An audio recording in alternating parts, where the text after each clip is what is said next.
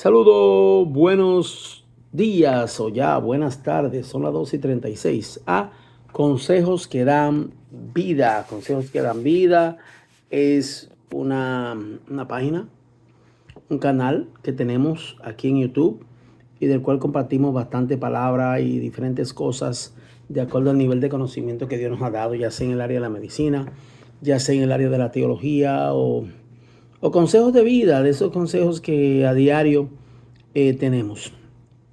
Les había hecho un audio acerca de la escatología de estos tiempos y escuchando la radio y escuchando a veces la televisión, escucho pastores que no quieren hablar de esto porque dicen que no podemos ser profetas de mala vibra, de mala cosa. Pero es lo que está en la Biblia, es lo que Jesús enseñó. Y aunque, por ejemplo, pasó la guerra Irán-Irak, no ha pasado. Sí, pasó la guerra Irán-Irak, nada pasó. Está pasando la guerra Irán-Israel, no ha pasado nada. Hay que tener cuidado. Hay que tener cuidado. ¿Por qué hay que tener cuidado? Porque la Biblia nos habla a nosotros de que vienen cosas grandes. No dice que va a ser la tercera guerra mundial. La Biblia no habla de que el mundo se va a acabar, no ahora. La Biblia no habla de eso, Jesús no habló de eso en ese sentido. Pero sí habló del fin, una vez que el Evangelio le haya sido dado a todas las naciones, como dice Mateo 24, Mateo 24. Dios mío, se me fue.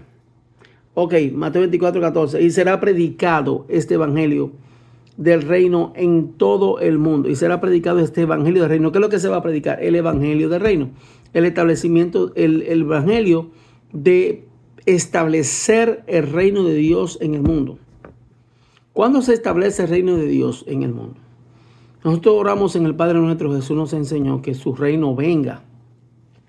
No, la iglesia ha estado preparando el territorio para establecer el reino. El reino de Dios se establece en el milenio. Ese es el reino de Jesús en la tierra. El milenio va a reinar por 1000 años con su iglesia. Y la iglesia por los últimos 2000 años lo que ha estado es preparando el territorio. Hay un tiempo para que las cosas sucedan. Si han leído, cuando el ángel le anunció a María, dice la Biblia, llegado el tiempo, llegado el Cairo de Dios. Dios funciona en su tiempo. Dios no funciona en el tiempo suyo. Dios no funciona con la desesperación suya. Dios no funciona con las ideas mías ni la desesperación mía. Dios funciona en su tiempo y tiene un tiempo para todo.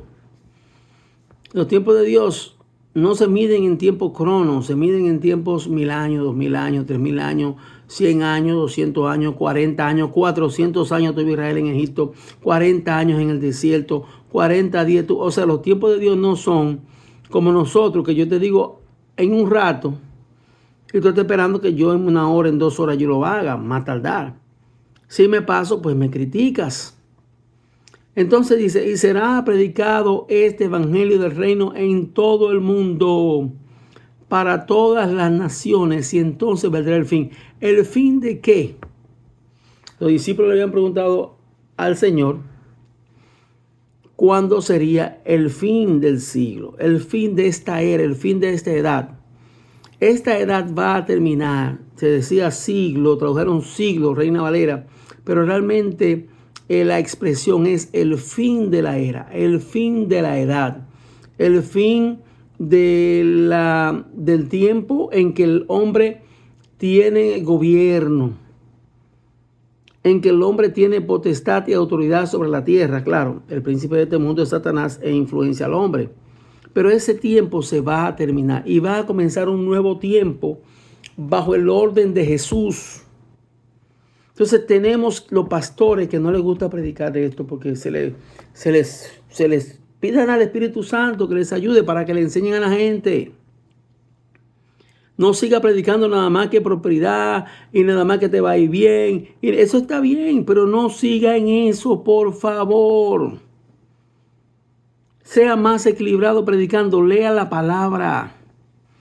Y cuando la lea, pídale al Espíritu Santo que le revele. Por ejemplo, y estando él sentado en el monte de los olivos, los discípulos se la sacaron aparte diciendo, dinos, ¿cuándo serán estas cosas? ¿Qué cosas? De las que Jesús acababa de hablar, de que no quedaría piedra sobre piedra. Segunda pregunta, ¿y qué señal habrá de tu venida? Otra pregunta, querían saber la señal de su venida. Jesús les dijo, sobre eso no les tengo que decir nada, solamente decirle que vendrán muchos falsos engañadores, vendrán muchos falsos profetas, vendrán muchos vendrán diciendo que son el Cristo. Habrá guerra, habrá tribulación. La venida de Jesús ya está cerca, pero Jesús dijo, pero a ustedes no le puedo decir ni a nadie, porque eso está en la potestad de mi Padre que está en los cielos. Jesús no había subido a su Padre todavía. Estaba en la tierra, estaba viviendo en este momento todavía como ser humano. Ahora, yo entiendo que una vez Jesús sube y se integra con el Padre, pues ya las cosas son diferentes. Ya Él sabe el tiempo. Pero no es que Jesús no sabe. Era que en el momento Jesús, como ser humano viviendo, no tenía acceso a ese tipo de información. Entonces, mis amados, la tercera pregunta es, ¿y qué señal y del fin del siglo? Perdón. Y sí, ¿qué señal habrá de tu venida? La segunda, y del fin del siglo. Siglo, vuelvo y repito, no se refiere a 100 años. Muchos han dicho, oh, eso fue un disparate. Es porque la gente no estudia y como lo que están es buscando atacar la iglesia, atacar el evangelio, atacar todo lo que tenga que ver con la Biblia, sin preocuparse a dónde van a ir cuando se mueran. Usted me dice a mí, usted está equivocado. Yo le digo, bueno, si estoy equivocado, usted y yo vamos al mismo sitio. Pero si yo estoy correcto, usted no va al mismo sitio que yo. Porque la Biblia no dice que usted y yo vamos para el mismo sitio, aunque usted ande por ahí diciéndolo. Ahora, ¿qué dice? Y del fin de la era, del fin de la edad, el fin de esta dispensación, la dispensación de la gracia. Estamos viviendo la dispensación de la iglesia. En el momento que Jesús habla, va a dar inicio a la dispensación de la gracia, porque con la muerte de Jesús en la cruz del Calvario comienza la dispensación de la gracia. Y la dispensación de la gracia, igual que todas las demás etapas, tienen su tiempo. Y estamos llegando ahí, estamos en el 2025. En 8 años se habrá cumplido el momento exacto en que Jesús dijo estas palabras. Porque Jesús dijo esta palabra en el año 33 de su era, justo antes de subir a la cruz. Jesús subió a la cruz en el año 33 de su era. Digo, bueno, hay una confusión ahí con el nacimiento de Jesús, de los primeros padres, cuando ellos hicieron los cálculos, unos 2 o 3 años, pero bueno, eso a nosotros no nos va ni nos viene. Lo que debe irnos es cómo nosotros estamos mirando las profecías y no dormirnos. Porque Jesús dijo, cuando estas cosas empiezan a suceder, levanten vuestra cabeza. En el libro de Lucas, específicamente, Lucas habla sobre eso, Lucas capítulo 21.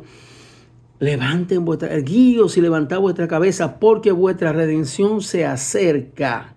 Esas palabras son para nosotros. Ahí hay palabras para la iglesia, ahí hay palabras para el pueblo hebreo, para los judíos, ¿ok? Para los judíos cristianos, porque cuando él dice, cuando vean ustedes en el lugar santo la abominación desoladora de la cabra, va a haber una abominación desoladora. Ya la iglesia no estará en la tierra.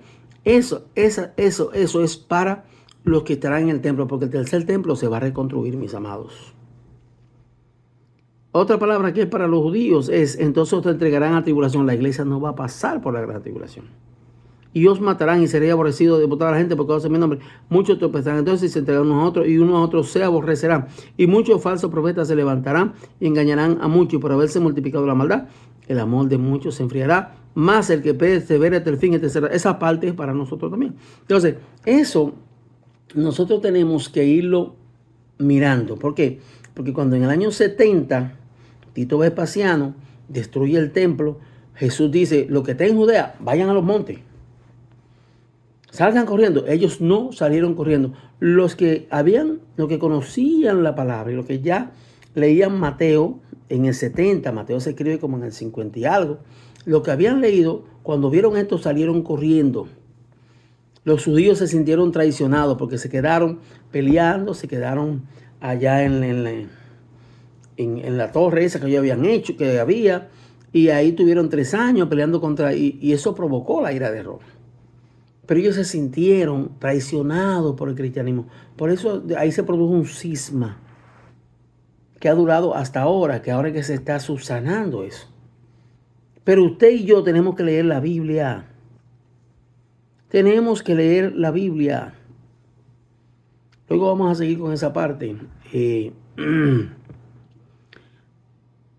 Porque no me gusta hacer videos largos. Aunque tengo bastante material para hacer videos largos. Debemos nosotros leer la palabra. Debemos leer la palabra. Bueno, bendiciones para todos. Dios les guarde. Y pronto seguiremos con esta parte escatológica. Y a los pastores, lean la Biblia. Lean Mateo 24. Pidan a Dios que les revele el libro de Apocalipsis. Háblenle a la gente. La gente no sabe. Hay mucha confusión aún dentro de las iglesias.